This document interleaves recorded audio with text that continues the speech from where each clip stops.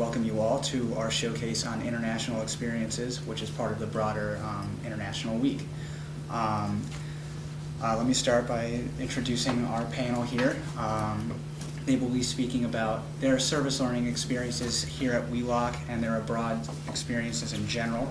I would like to start by having them introduce themselves, perhaps say where they went and maybe give a brief anecdote, and then I'll defer to Dr. Joyce Hope Scott, who has led several trips to West Africa herself. Okay. Should I say something first? Or? Yeah, if you'd like, please. Yeah. Well, good afternoon, everybody. Thanks so much for coming.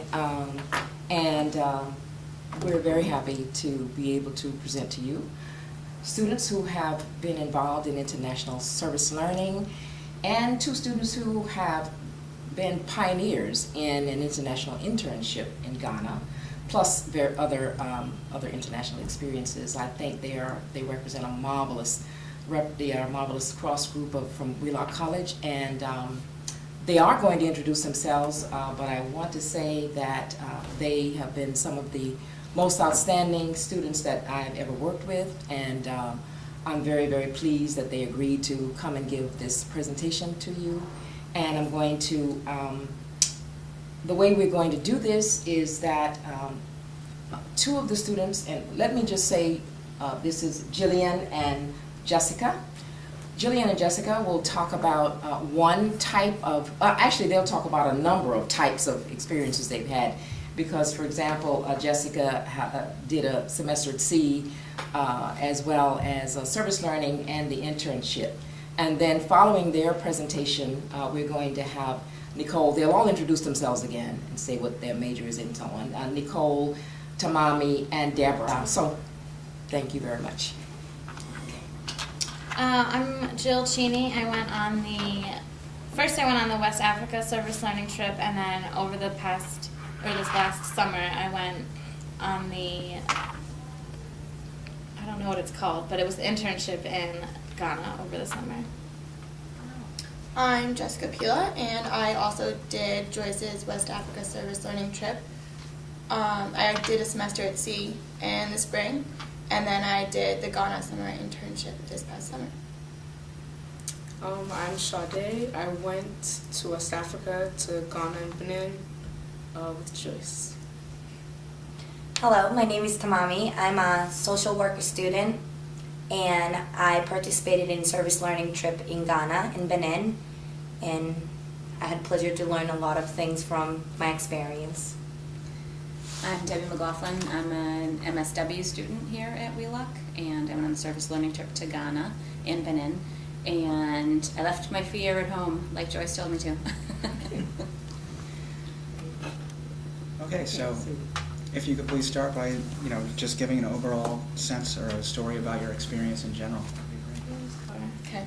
All right, so Jess and I both did the internship in Ghana this past summer, and what we went there for was to teach interactive and visual teaching and learning methods to the teachers and students, but we ended up teaching a lot more than that. We worked on the fluency of their English in their reading and their writing. English is their national language, the language that they learn in school and speak in school in our village. And we taught the schools and the village's curriculum. We took each of the students' books. They had classes like math, English, Local language. Yeah, local language. Science. Citizenship. Yeah, citizenship and then religious creative arts. and moral education. So they're So some they of were a them lot different. were different than ours. Some of them were more closely related, and we didn't really know what we were getting into. So we just sort of compiled a whole bunch of different things from different subjects, from the internet, library books. We brought lots of arts and crafts, and we just sort of jumped into what they were learning and what they were doing in the village, because they have exams at the end of each term. So some of the hands-on things I did were mixing rocks and dirt and water together, and then putting coffee filters over the cups and pouring it out and having the clean water pour into another cup. That's something that really helped them understand separating mixtures and what mixtures were. Mixing cornstarch and water together was one of their favorites because it's a solid and a liquid. And then what I did every day with them was have them read poems in English out loud in front of the whole class to get their English fluency a lot quicker, so that their spoken language and their written language improved.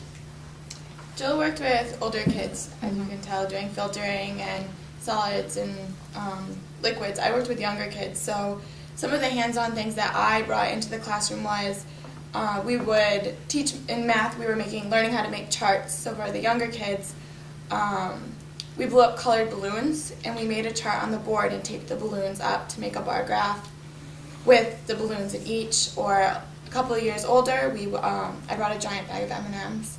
Kids love candy, so they each got 10 M&Ms and had to chart them. Even with the younger kids, they don't have supplies like they do here, so even when they're learning vocab words, instead of just repeating them and learning them and looking at a picture in the book, I had them draw them and color them in and label them. So those are some of the other visual hands-on things that we did with the students that they weren't really used to at first. What else? Other than just the teaching aspect, I didn't think about it until it was actually started happening. It was a complete cultural immersion. You're just put into this community that loves you and just wants you to be part of them. We didn't have running water or electricity, so Yeah, they that's a had good one. fun teaching us how to wash our laundry in buckets. They would help us. heated They would our- give us yeah. get our water from the spout for us, bring it to our house for us. They taught us how to make traditional Ghanaian foods. They taught us some of their language. I still even remember some of it. Their games and their customs. They shared their families with us. Some of the littler children who hardly spoke English at all, but we got along with them the best, would bring us into their area, their fenced-in area, and introduce us to their mothers and their grandmothers and their great-grandmothers. And none of them spoke English, but they would just embrace us and love us and know we were there for a good reason. What else? We had our laptops with us. We were watching TV after school one day. We didn't have any lesson plans to do because it was exams, so we were just relaxing in our house. And this little girl came in. She was a kindergarten student, and she just hopped right in bed with us. She got under the covers. We gave her some fruit I made her fruit punch. punch. She put Jess's glasses on at one point. It was she had no idea what was going on the TV, but she was just totally involved in what was going on. She loved she was hanging out with the American students. And the funny thing about that is when I got there about a week before Jill got there, and when I got there they had a welcome ceremony for me. I was going around to the kids with the host family that hosted us there. The kids just would back away from me so fast because they were scared. They had no idea why are these people here. And then by the end, they were getting in bed with us watching TV.